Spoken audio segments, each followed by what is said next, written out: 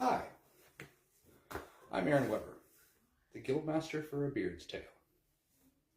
We are starting up our tabletop RPG group, and we're trying to take it a little bit further. Recently we had the idea of taking some of the stories that take place in our world that we've been creating and telling the stories of the little guy.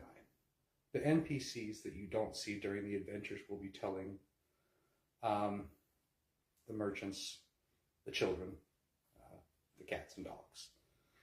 So tonight I am going to tell the first of those stories.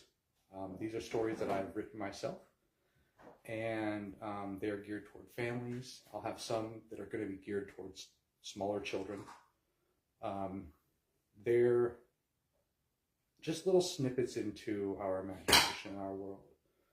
We hope you like them, and if you do, please like and follow our page and share it with your friends and help us take this to the next level. I'm going to bring my two little adventurers out, and we're going to read this story together. Boys, can you come out here?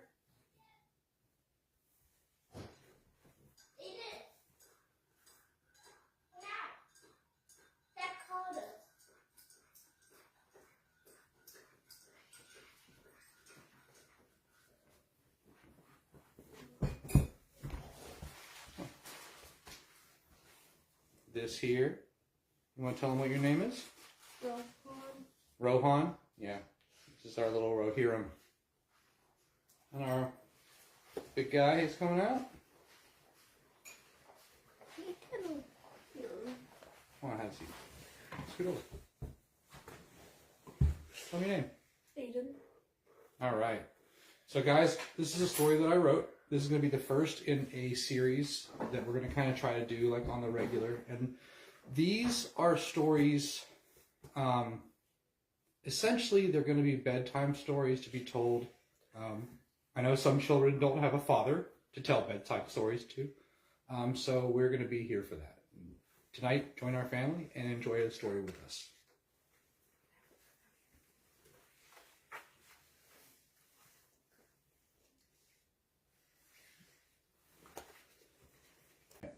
So tonight's story is the first of many, and it is called Pell's Maybe. In the geode city of Bronzespike, where walls glow with hearth crystal light, and tiny skiffs drift like fireflies between bridges, there is a narrow lane called Whisper Glass Row. Folks say that the crystals there hum softly to anyone who passes, though whether they're humming to you or about you is anyone's guess. On that street stands a crooked little shop run by an old potion merchant named Velra Nint, a woman with silver goggles, 9 rings, and a smile that could either heal your heart or empty your coin purse. Her shelves are filled with potions that shimmer like bottled starlight and bubble like molten gems. But the most famous or infamous of her wares was a potion she never listed on the shelf. A tiny vial, a faint green glow. A label written in a language no one could read. Locals called it Velra's Maybe, because whenever someone asked what it did, Velra would shrug and say, "Maybe what you want, maybe what you need, maybe what you deserve." Gesundheit. One evening, during the shift change of the ley line trams, a young courier named Pell burst into her shop. Breathless, desperate, hands shaking like loose gears, he had lost something precious, an heirloom compass his grandmother had given him. Swallowed by the city's rapid transit system when the grab line shuttered. Without it, he said, he couldn't navigate the tunnels beneath Bronzespike, or the decisions piling up in his life above them. Velra just stared at him for a long moment, then reached beneath the counter and placed the green glowing vial in his hands. "No charge today," she said. But be careful, the city listens. Pell uncorked and drank. Instantly the world shifted. He saw paths, threads of faint blue light running through streets, stairs, skyways, and hollow pits.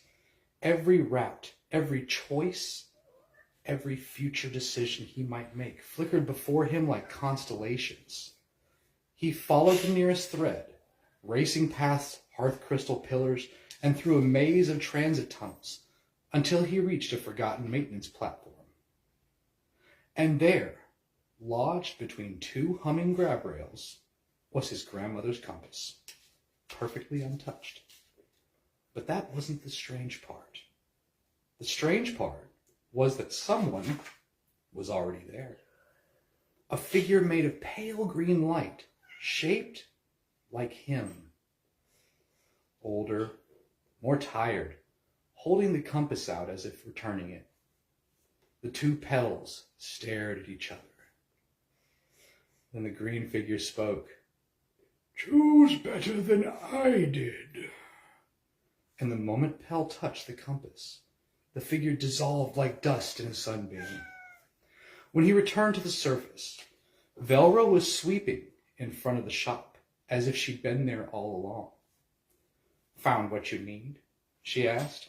Pell nodded, still trembling. Velra winked. "Good. Don't come back for a refill. The maybe only works once." And from that day on, the rumors changed. People still whispered that the crystals of Whisperglass Row hum when you walk by. But now they say they're humming your possibilities. Dad, And Velra I Nint, need to get Percy away. she's fine. She's still selling potions in her crooked little shop. But the green vial is gone, because somewhere in Bronzespike, someone is always drinking a maybe and hoping it tells them who they can become. The end. That's the first of many, and thank you for joining us, and good night.